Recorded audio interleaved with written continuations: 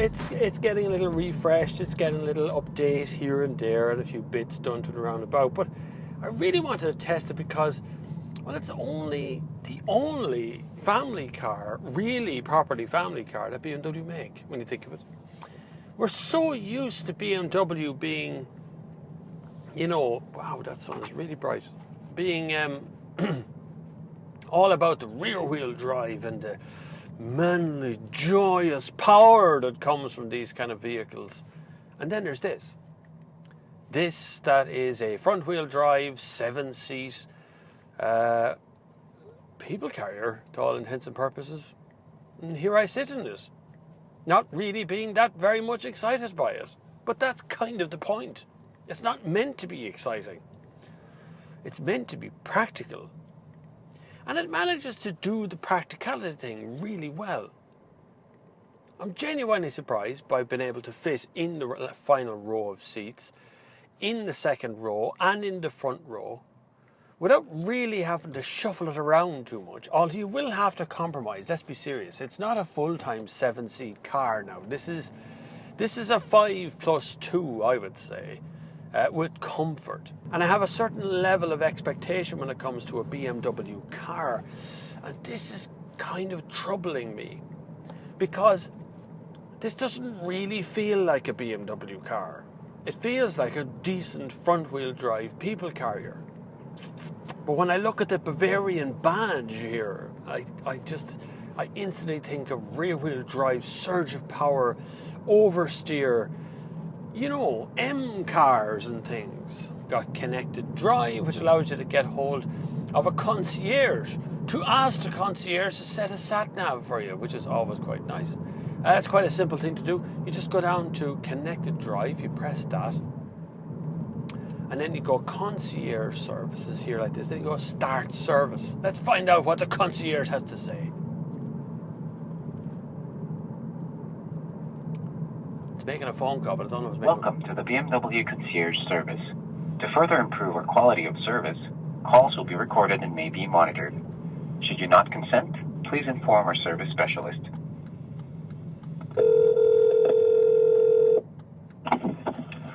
Welcome to BMW Connected Drive. My name is Rasmus. How can I help you today? Hello, I'd like to find the nearest takeaway service, please. Of course, sir. Let's see here. Takeaway close to your current location. Let's see here. Okay, let's see here. Import lease. There's a fair amount. The closest one would be Doni's Takeaway or Mitsoni Pizza or Francesco's Takeaway, sir. We might go for that Mitsoni Pizza, that one. All right, sir. Let's see here. That'll be about 1.4 kilometers from your current location, so just about a mile, sir. Brilliant. Could you put that in my sat-nav? Yeah, will do. There we are. Brilliant. That has now been sent to your vehicle, and you'll also be receiving it any second now, sir. Will that be all for now? That's all I need. All right, sir. You're very Thank good. you for using BMW Connected. You have a good weekend, sir. Thank you. The same. You too. Thanks. All right. Bye-bye. Bye-bye. There ended the concierge service. A perfect example of why you drive a BMW. That service is currently free, so once you sign up to that service and you decide to drive your car, you can use that service 24 hours a day to get what you want whenever you like. It's a concierge service. Of course, they'll explain to you things about your car, about what you're doing on the road. They can look after all sorts of other stuff, as well as send me the guidance to Mitsoni Pizza. I don't even ever use Mitsoni Pizza. As you can hear, I didn't tell them where I was, who I am, nothing. I just asked them for the nearest takeaway. I promise you, hand on heart, was absolutely not rehearsed. I did not phone BMW. I did not ask BMW Ireland, could I do that? I'm assuming that this car will flag up on the other end to say there's probably a press car.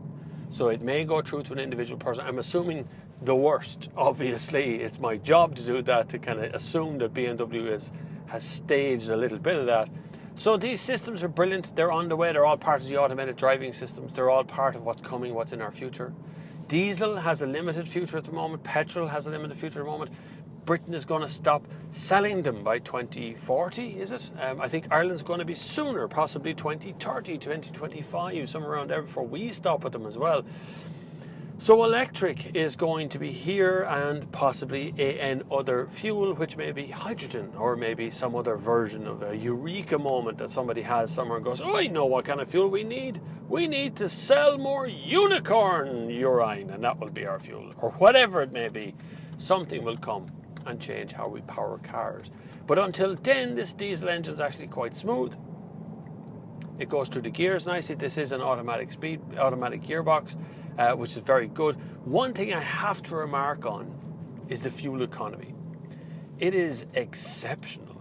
When I got in, it said 1,028 kilometers or something to empty. I have done 612 kilometers. Yesterday, I drove from Portlaoise to Tullamore, from Tullamore to Drogheda, and then Drogheda back to Portlaoise.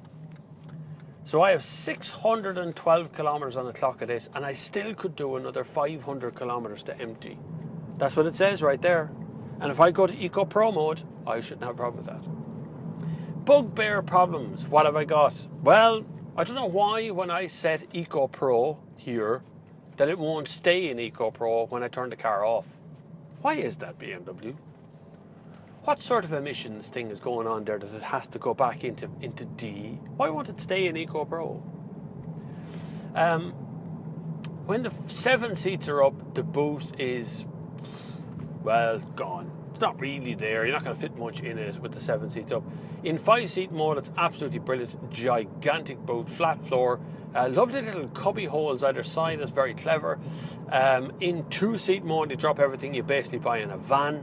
You're not going to get, there's nothing better than that. It is basically a van after that.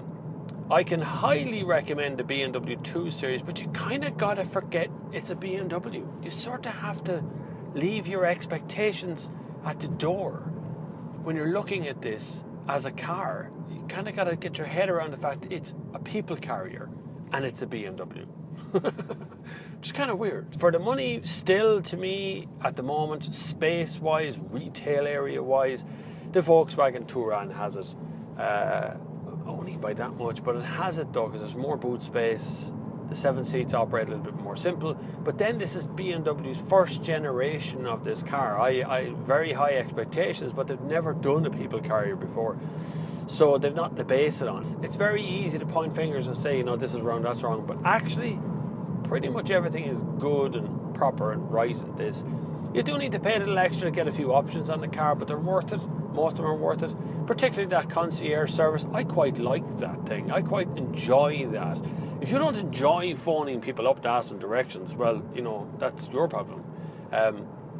But they do more than that. The concierge service does more than that. But the most of the time is, of course, being able to just sit here and go, I want to go there. I want to go to that thing. I want to do this. You can ask odd questions as well. Remember when it first came out, I started asking some really odd questions like, do you know where Ballylacken is? And they'd find it for you. You just kind of pick out random things. And because you're dealing with a human, you're not dealing with an accent. You're not dealing with a computer-generated thing that can't recognize your voice. I mean, I've tried to send text messages with Siri, and you might as well be shouting into a bucket full of water as to the amount of answers she's able to give you. Useless, she or he, it. I like this. I enjoy this car. It's a comfortable car. It's not a dynamic car. It's never going to be a dynamic car. But I still enjoy it for exactly what it is. A decent family car that looks a bit weird and doesn't drive like a BMW. After that, I think it's a bloody fine car. Thank you very much for watching. Make sure you click that like, and if you really enjoyed what you just saw, then make sure you click that subscribe button. You can support me on Patreon if you want to check that out as well and keep the channel absolutely free. And don't forget, I don't know when you're actually watching this, but if you're watching this away in the future, I'm sorry it's over, but Casey Neistat is coming to Ireland, and I have tickets to give away to that show, which are front row ringside tickets that you can win. You just got to go watch that video with Casey Neistat, which now will go ping on the top of the screen. Check that one out, because that's worth winning. I promise you, you're going to get a very, very close, very, very intimate view of Mr. Neistat, and Jacksepticeye. Anyway, like I say, subscribe if you like. hit the like button if you enjoyed that video, and until the next time, I will see you on the far side.